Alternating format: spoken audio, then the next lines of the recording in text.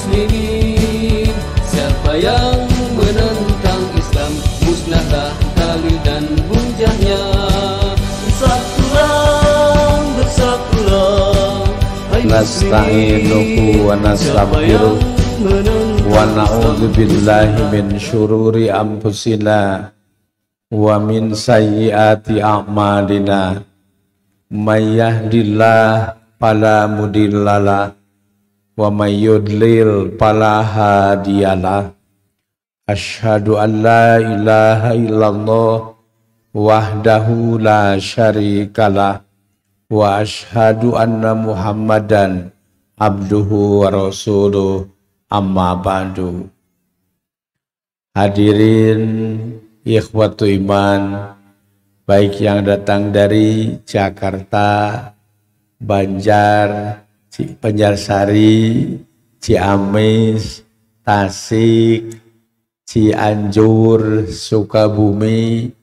Alhamdulillah, saya dalam kesempatan ini merasa berbangga dan bersyukur dengan kehadiran Ibu dan Bapak sekalian dalam acara silaturahmi akbar yang diselenggarakan oleh diselenggarakan oleh PC Pemuda Persatuan Islam. Untuk itu kami merasa bersyukur sekali karena pertemuan ini akan besar sekali pengaruhnya untuk kemajuan dakwah Persis dan perkembangan Jamiah Persis. Sekali lagi saya sampaikan itu. Kalau saya sebut Subhanul Yom, jawabnya ya, Subhanul Yom. Subhanul Yom. Alhamdulillah. Banatul Yom aja. Banatul Yom. Banatul Yom. Ummatul God. Saya merasa bangga sekali dengan kehadiran Ibu dan Bapak sekalian dan saudara-saudara sekalian di tempat ini, yang tentu ini cukup menggembirakan kami. Untuk itu mudah-mudahan segala pengorbanan Ibu dan Bapak sekalian untuk hadir di tempat ini mendapatkan imbalan, nikmat dan rahmat dari Allah Subhanahu wa Ta'ala. Dan mudah-mudahan pertemuan ini lebih mempererat ukhuwah di antara kita semua, baik antara Persis, pemuda, pemudi, hima, himi, pelajar Persis seluruhnya. Itu yang kami harapkan. Kemudian kami menyentuh bahwa kita semua adalah pelanjut perjuangan Rasulullah Shallallahu Alaihi Wasallam. Jadi kita semua adalah pelanjut perjuangan Rasulullah Sallallahu Alaihi Wasallam.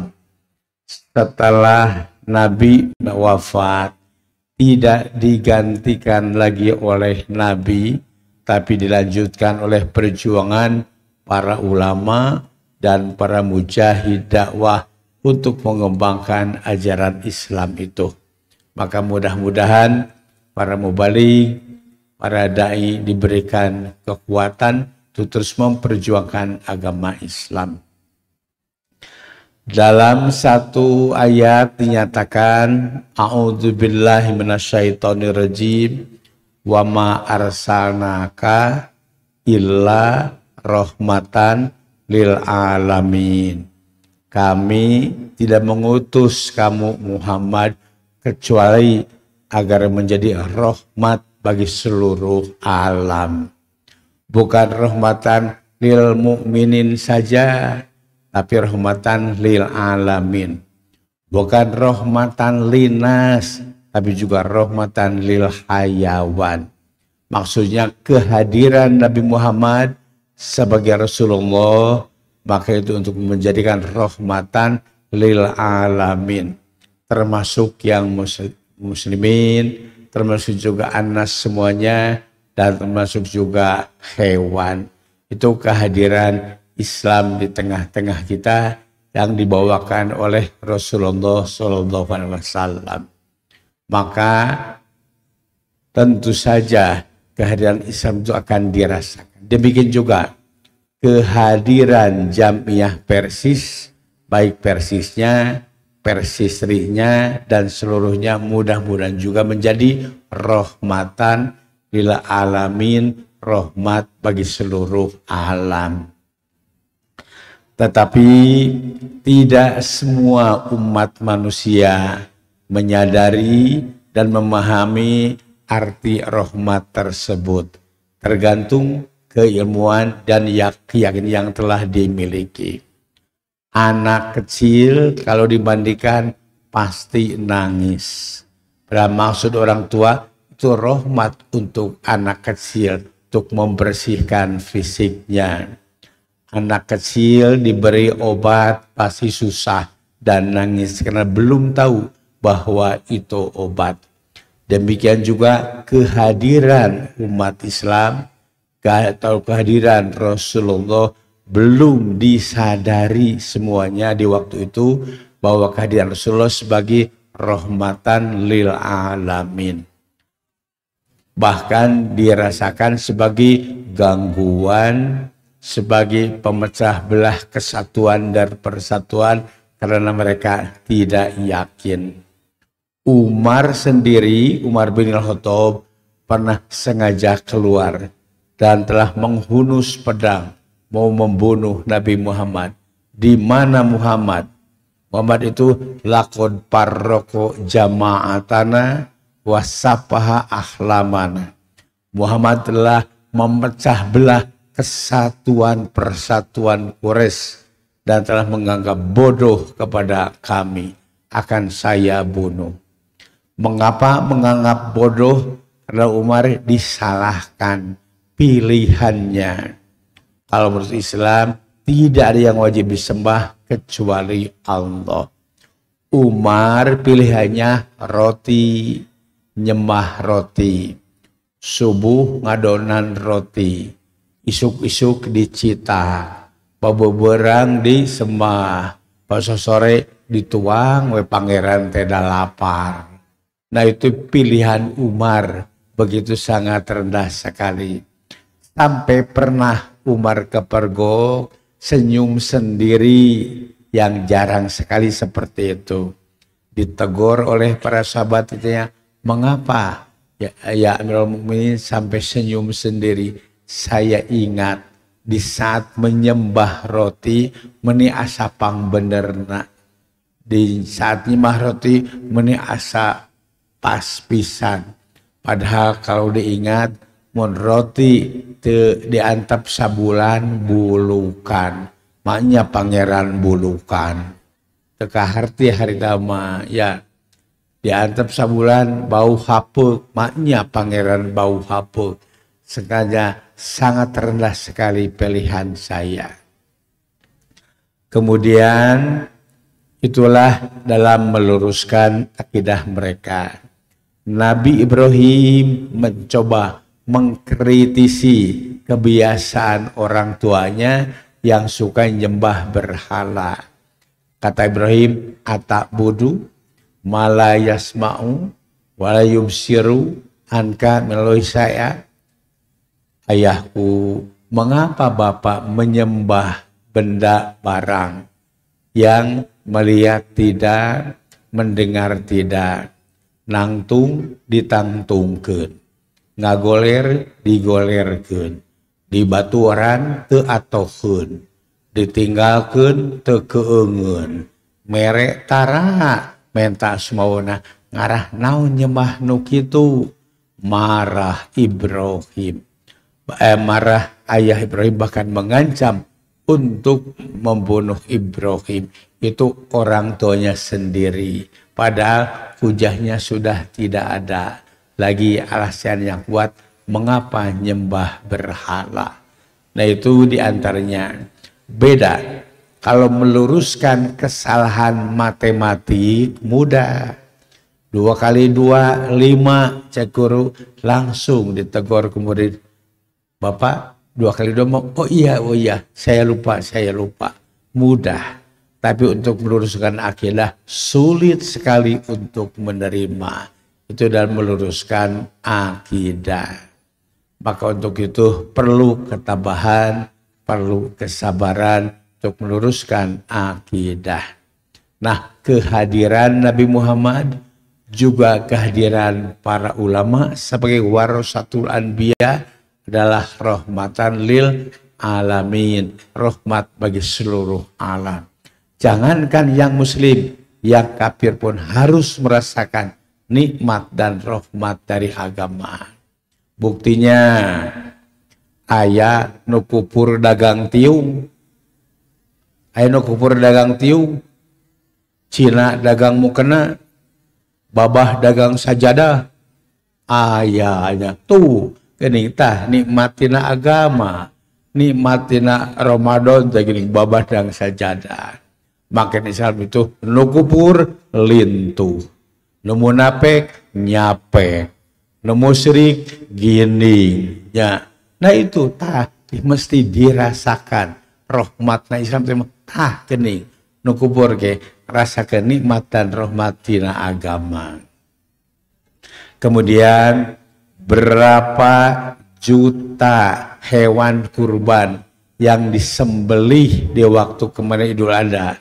Barangkali ada sekian juta atau mungkin puluh juta hewan yang disembelih. Sok tah bagikeun. Ya, bukan saja yang muslim, yang kafir pun silahkan sok bagi tina hewan kurban. Tah rahmatan lil alamin. Berapa keuntungan dari zakat fitrah yang 2,5 kilo atau 3 liter, berapa puluh juta ton barangkali sabandung yang dikeluarkan. Tah bukti rahmatan lil alamin, rahmat untuk seluruh alam. Termasuk juga terhadap hewan dan binatang. Mengapa? Islam pun mengatur bagaimana memperlakukan binatang. Maksudnya sampai ada seorang ibu dinyatakan masuk neraka gara-gara ngurung kucing. Dakholati mur'atun naro pihiratin. Seorang ibu masuk neraka gara-gara ngerem kucing. Di paraban henteu, dikencarkeun henteu sampai meninggal. Sanksinya dia masuk neraka. Bongan eueuh pri kaucingan. Bongan eueuh pri kaucingan. Sampai dapat sanksi yaitu neraka. Itu Islam rahmatan lil alamin. Coba kalau kita perhatikan dari syariat Islam saja. Dari wudhu, sholatnya mesti dengan wudhu. Wudhunya dengan air bersih. Berarti setiap masjid harus menyiapkan air bersih untuk kepentingan wudhu. Tuh, sisa wudhu pakai naon? Ya, pakai umah wadah, pakai ngeseh dan yang bati tina sholat wudhu. Sholatnya harus menghadap kiblat. Berarti umat Islam dituntut harus tahu arah. Mana arah barat, timur, arah kiblat. Islam yang terdesak, yang didorong untuk segera menciptakan arah. Nyen kompas. Mana arah kiblat. Tah bati tina Islam. Tina sholat.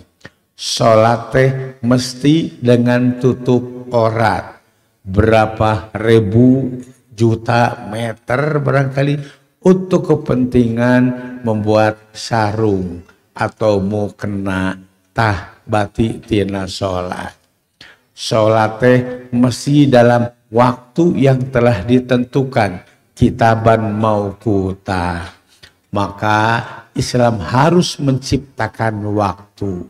Dibuatlah mizwalah. Mizwalah teh alat pengukur tergelincir matahari. Nah, dah butuh ke ngatur waktu sholat. Itu dari sholat saja. Sekian banyak keuntungan bukan saja oleh Islam, tapi juga yang dirasakan oleh orang-orang non-muslim. Itu bati tina sholat. Bati tina saum. Berapa banyak bati tina marema saum? Waduh, sekian banyak bati untung marema dari saum. Sampai ada pernah hari raya itu jatuh hari Sabtu. Jum'ah marema. Ngabelan tejaru ma'ah. Dakir marema. Tah babati tina Islam. Jum'ah nama hente. Marema nama butuh tina Islam. Nah kadang seperti itu manusia itu. Nah itu digambarnya. Apalagi dari ibadah haji. Sekarang sudah 20 tahun ngantri yang mau pergi haji. 20 kali 220.000 kali 25 juta. Berapa ratus triliun. Itu yang terpendam dari biaya ibadah haji. Tah. Islam rahmatan lil alamin. Nah itu diantaranya. Belum juga dari umroh. Umroh setiap hari berapa puluh ribu itu. Nah itu bati tina umroh. Apalagi juga dari jangan. Itulah bukti bahwa Islam rahmatan lil alamin. Rahmat bagi seluruh alam. Tapi sayangnya manusia itu tidak tahu. Walakinna aksaron nasi la ya'lamun. Sayang, kebanyakan manusia tidak tahu tentang agama. Tidak tahu prinsip-prinsip agama. Karena banyak yang curiga terhadap Islam. Khawatir dengan Islam. Labungan tengarti pangenten. Ainu belet kumaha urang kampung dibawa ke kota disuguhan jeung abon kukulutus teu kira-kira nyuguhan dahar jeung bako lain bako si abon teh ngerakeun maneh mah dabungan belet atuh si kabayan boga manuk titiran ditawar 3 juta waduh hebat euy ditawar 3 juta maksudna kieu atahna eta teh komo asak namanya dipencit digoreng dijual jadi teu payu bongan belet atau eta teh. Nah demikian juga masih banyak orang-orang muslim yang tidak tahu tentang Islam. Buktinya naon sumber ajaran Islam teh Quran jeung sunnah. Sementara yang saya tahu belum semua umat Islam bisa baca Al-Quran dengan benar. Tidak sesuai tajwid. Ada yang sudah bisa baca Al-Quran, belum tahu isi dan terjemah dari Al-Quran. Yang sudah tahu, belum tentu dapat mengamalkan isi ajaran Islam. Rekumah jadi rahmatan lil alamin. Kalau umat Islamnya sendiri tidak tahu tentang Islam, maka tentu diperlukan tenaga para dai, tenaga para ulama untuk mengembangkan ajaran Islam dan memperengah ajaran Islam teh sok lebah mana salahna, lebah mana teu cocokna. Islam teh pasti cocok dengan fitrah manusia. Ajaran Islam fitratallahi allati fatarnasa alaiha. Gimana gambaran yang cocok dengan fitrah? Pakaian sesuai dengan ukuran fisiknya pasti cocok, enak dipakainya. Tapi kalau tidak cocok pasti tidak enak. Nah, ajaran Islam cocok dengan fitrah manusia. Manuk kabita ku fitrah lauk. Cek manuk ngeunah siga lauknya kecebuk dina balo. Nyobaan dikukur ngagejebur kana sumur dikubur wae. Damongan nyoba-coba keluar tina fitrah. Ikan mencoba keluar fitrah kabita ke fitrah manuk geleber di awang-awang kabitanya siga manuk nyobaan pek cobaan sepat luncat kadarat sakarat wae dabongan keluar tina fitrah.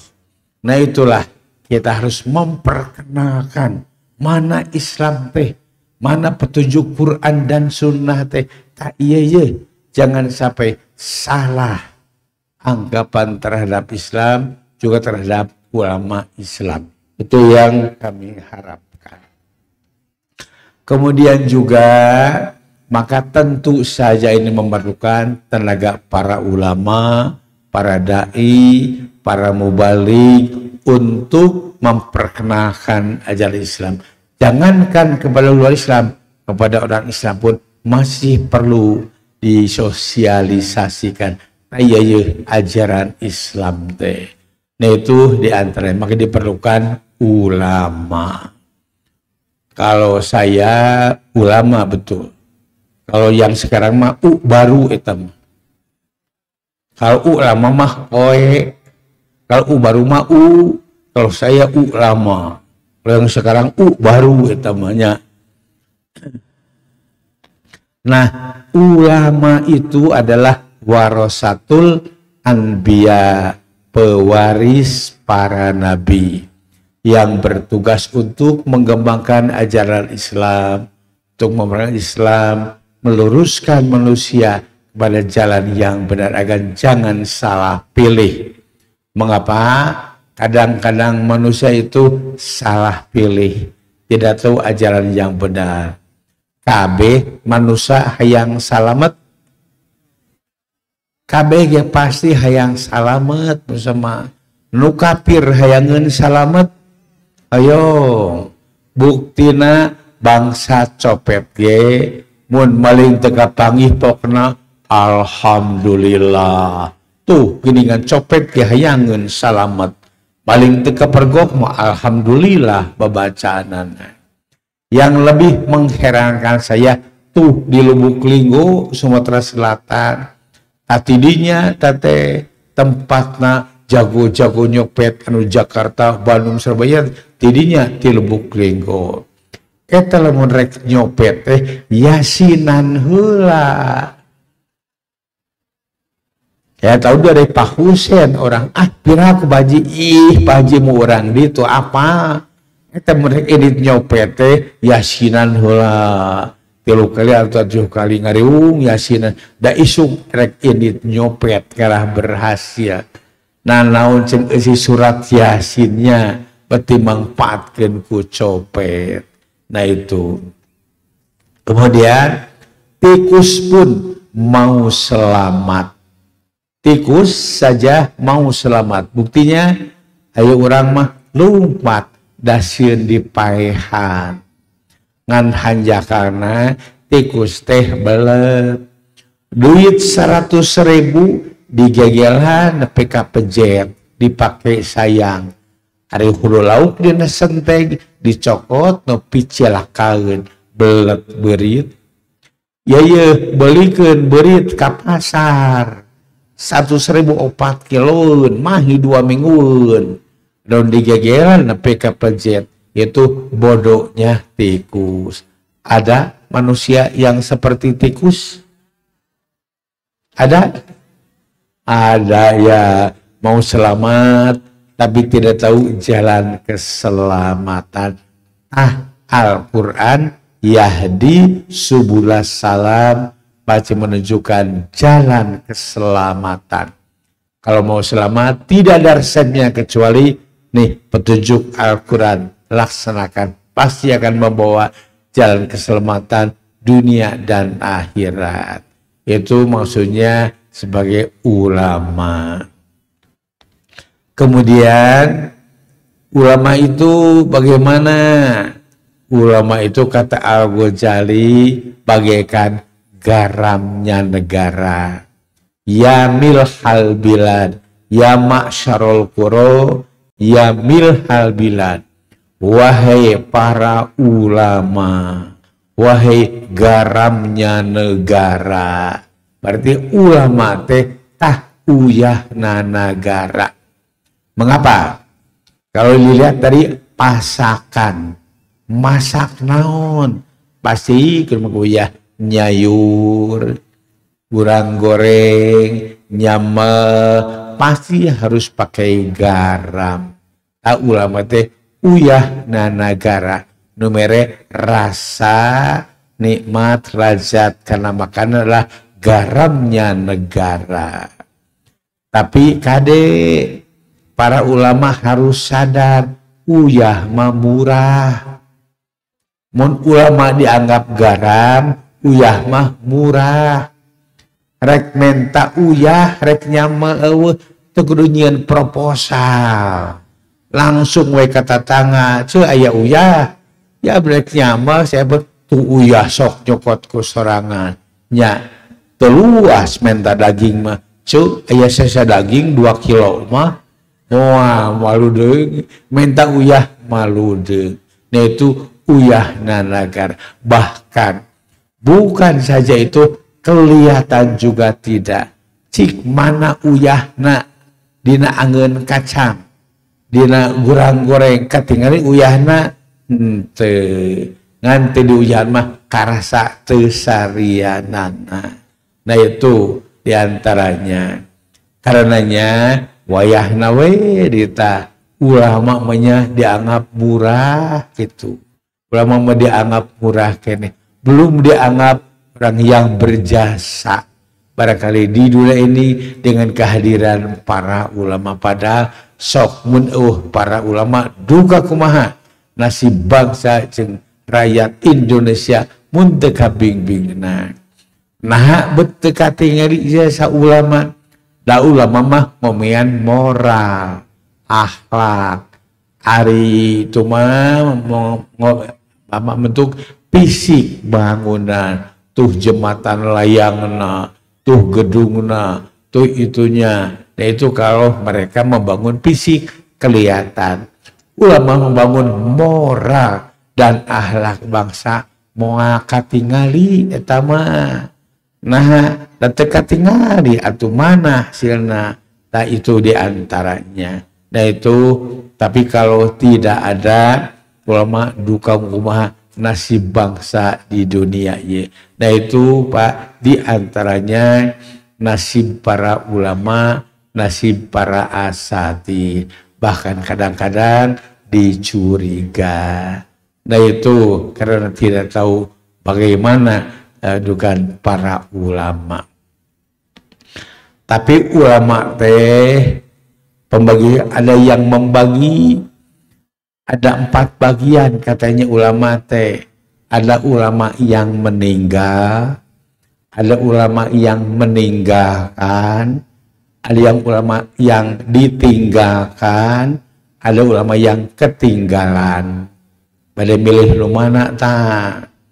Ulama yang meninggal sudah meninggal. Itu para ulama yang meninggalkan warisan dan perjuangan seperti Hasan, Muhammad Nasir, ulama lainnya meninggalkan warisan perjuangan yang harus dilanjutkan oleh generasi pelanjutnya.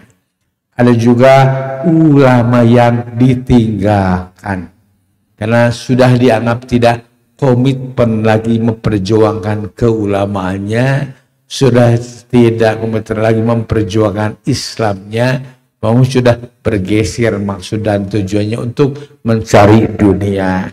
Itu ulama yang ditinggalkan. Kemudian ada ulama yang ketinggalan. Ulama yang ketinggalan, ulama yang tidak menambah lagi ilmu pengetahuannya yang sudah sesuai dengan perkembangan zaman.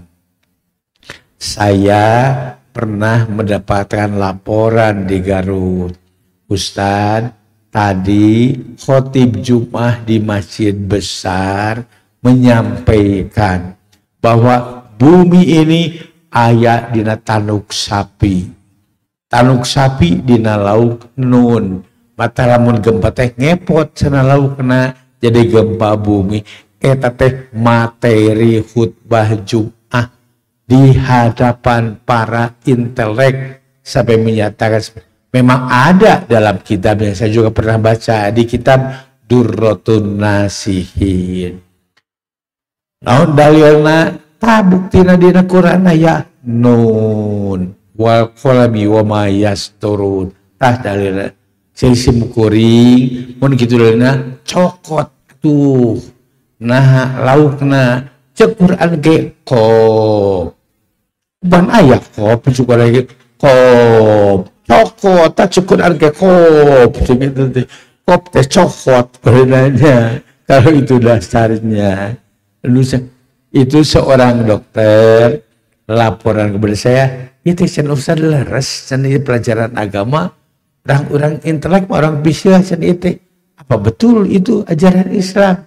Sampai bumi dina luhur taluk sapi, taluk dina nun ayat gitu. Tapi lain Quran, lain hadis. Nah itu diantaranya ulama yang ketinggalan. Maka tentu saja tingkatkan sesuai kebutuhan zaman, tuntutan masyarakat.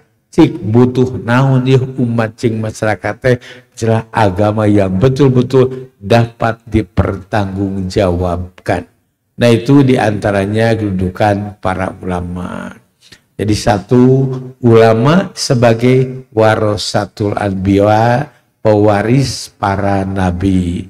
Tentu saja harus menjiwai bagaimana ketekunan, ketabahan para nabi dalam menyampaikan tugasnya. Maka tentu saja perlu harus yakin, intan surullah yansurkum. Jika kamu membela agama Allah, Allah pun akan membela kamu sekalian. Nah itu diantaranya. Nah sekarang masih banyak yang masih perlu pembinaan, arahan, dan didikan para ulama. Dari sejumlah umat Islam 200 juta, sigana aya kene 40 juta mah nucan bisa maca Al-Quran. Terjemahnya juga masih ada. Nah itu dalam hal keilmuan sering saya sampaikan, Quran teh sabara juz 30 juz eta teh kurikulum saumur hirupeun. Pas saya hitung Al-Quran 30 juz pas kurikulum untuk seumur hidup. Dari usia 6 sampai usia 15 tahun programkan untuk belajar baca Al-Quran sesuai dengan umur tajwid, tahsinnya, tartilnya bagaimana. Cukup usia 6 sampai 15 tahun, 9 tahun untuk melancarkan baca Al-Quran. Perlu baca Al-Quran betul dengan tajwidnya, panjang pondok nama rajna. Perlu, sering saya sampaikan, jangankan Al-Quran, bahasa Sunda ge kudu make tajwid. Bahasa Sunda ge kudu make tajwid. Sengau tajwid darah bahasa Sundana. So kira taroskeun, naroskeun Pak balik tumaros. Dupi ieu jongkok Pak Ahmad nu mana jongkona pilarian jam jongkopang payunna. Aduh, menemake guna segala pilarian jongkopang payunna. Ari ye jongkopang ali nu mana eta mah jongkopang payunna. Beda pang payuna paling laris, pang payunna paling depannya. Tuh kudu make tajwid bahasa Sunda ge komo Quran mah. Dari usia 15 tahun programkan untuk mengenal isi kandungan Al-Quran sebagai hudan itu apa. Tose 30 juz 30 tahunan. 30 juz 30 tahunan, sajud satahun. Di usia 45 umat Islam akan hafal menguasai isi kandungan Al-Quran sekalian terjemahnya, program sajud satahun. Dari usia 45 sampai 60 untuk mengulang. Kalau dari 1 tahun sekarang 2 juz satu pas Al-Quran teh kurikulum saumur hirupeun program sajuz satahun. Kajian teh sekolah, teh masantren, umat Islam kudu tamat, arep kudu ngarti karena Al-Quran anu 30 juz. Jadi program sajuz satahun. Sajuz teh sabaraha lamar? Sajud teh sabaraha lamar?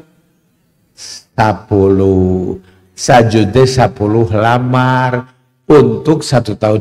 Tos we 10 lembar untuk 10 bulan. Salamar sabulan. 2 bulan keur libur semester. Nya, samadege libur sabulan, pada 2 libur pas 10 lembar 10 bulan. Salamar teh sabaraha jajar? Salamar sabar jajar 30 2 kaca 2 halaman 15 eta teh salamar teh 30 jajar untuk 1 bulan 30 hari. Berarti minimal sajajar we sapoe nya. Sajajar sapoe piraku teu apalnya. Tuh, maka di usia 45 mulai umat Islam modern anu awam deui terus mengenal Al-Quran program tadi tuh kan Quran sajajar sapoe ulaika ala hudam mir rabbihim wa ulaikumul muflihun sakitu piraku tak apa 5 jam sakitunya wale umumnya sibuk bagaimana nah sajajar mah coba ini diterapkan disosialisasikan. Hadis, kitab hadis apa yang paling sederhana? Kitab hadis apa? Bulughul Maram. Bukhari mah 4 jilid, Muslim 2 jilid tebal, Abu Daud juga. Bulughul Maram sajilid bari ipis. Eta teh pas, tapi lengkap. Bab ibadah, bab amalah, bab jinayah, bab munakahah, bab doa jeung adab aya dina Bulughul Maram. Sabaraha ribu hadis Bulughul Maram? Teu apalnya. Teu apalnya. 1596 hadis. Saparapaten Al-Bukhari. Al-Bukhari menggenap 1200-an lebih, ia menganggur 1500. Dihitung ku simkuri cik sakuma kudu diajari Bulughul Maram 5 poe 1 hadis. Jadi Bulughul Maram mah 5 hari 1 hadis. Dia nanti di usia 45 insya Allah Bulughul Maram akan tamat karena di program seperti itu sederhana kurikulumna boh Quran boh hadisna ngan hanjaka sim kuring telat ngawartosanana mun tibareta mah ieu mah tos arapa kabeh mudah-mudahan hanjaka telat ngawartosanana. Itu gambarannya dari kurikulum Al-Quran dan Sunnah yang harus kita terapkan dalam kehidupan keseharian. Kernaun ngalaksanakeun kurikulum Quran jeung hadis teh untuk keselamatan dunia dan akhirat. Itu mengapa? Karena yang dianggap selamat itu yang mana? Paman zuhziha anin nari wa udkhila jannata faqad faz. Siapa yang dijauhkan dari api neraka dan dimasukkan ke surga, itulah yang betul-betul beruntung, yang betul-betul selamat. Nah itu keselamatan dunia dan akhirat, lahir dan batin. Kadang manusia hanya memprogramkan selamat di dunia saja, untung di dunia saja, bahagianya saya, tapi tidak memperhatikan keselamatan nanti di hari akhir. Itu yang paling celaka. Dinyatakan wa mal hayatud dunya illa mataul gurur.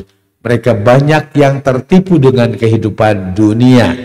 Kehidupan dunia kecuali kehidupan yang menipu saja. Maka umat Islam mesti yakin bahwa kita akan diciptakan hidup, mati 2 kali, hidup 2 kali. Kita akan diciptakan mati 2 kali, hidup 2 kali. Orang kafir hanya percaya hidup 1 kali, kemudian mati 1, ispaeh mapaeh wela. Tetapi kita dituntut agar yakin kita pasti menjalani mati 2 kali, hidup 2 kali. Prosesnya mati, hidup, mati, hidup. Mati yang pertama sejak dalam kandungan ibu sampai usia 4 bulan dalam kandungan, itu mati yang pertama. Kemudian hidup, sekarang lahir ke dunia, mati, kemudian hidup lagi yang abadi di hari akhir nanti. Karenanya kita memprogramkan bagaimana agar kita dapat meraih kebahagiaan dunia dan akhirat. Itulah dengan program-program agama kita. Maka tentu saja ini harus diresapi, dihayati, dan disosialisasikan. Tah kurikulumna, tah tujuanana, tah resikona. Mengapa? Mulai anu cilaka ku ngalaksanakeun ajaran Islam. Justru semuanya dijamin akan meraih keselamatan dunia dan akhirat. Allah telah berpesan sejak kami, yaitu ku anfusakum wahlikum naro. Jaga diri kamu dan keluarga kamu dari sentuhan api neraka. Itulah pesan dari Allah yang terdapat dalam Al-Quran. Mudah-mudahan kita semua dapat mengamalkan isi kandungan Al-Quran, dapat memahami isi kandungan Al-Quran dan hadis yang menjadi kurikulum hidup bagi kita. Barangkali itu saja saya cukupkan, karena masih ada lagi satu lagi, ada reuni di Istiqomah sekarang. Reuni alumni pesantren Persis. Sekarang dimulainya jam 9 di Istiqomah. Walau alam sampai jam 9 atau tidak. Tapi mudah-mudahan dua-duanya bisa kami laksanakan. Demikianlah barangkali ibu-ibu, bapak-bapak dan ikhwatu iman sekalian. Sekali lagi saya menyambut kehadiran ibu dan bapak sekalian. Mudah-mudahan semuanya ini bernilai ibadah dengan datang ke Gunung Puntang ini. Tidak hanya sekedar piknik saja. Mudah-mudahan ada berkah, kemudian ada dampak yang positif bagi kita semua. Sekian yang kami sampaikan. Rabbana atina fid dunya hasanah wa fil akhirati hasanah wa qina adzabannar. Wassalamu alaikum warahmatullahi wabarakatuh.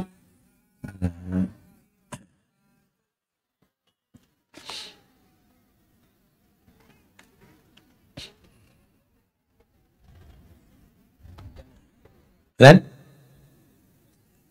atas.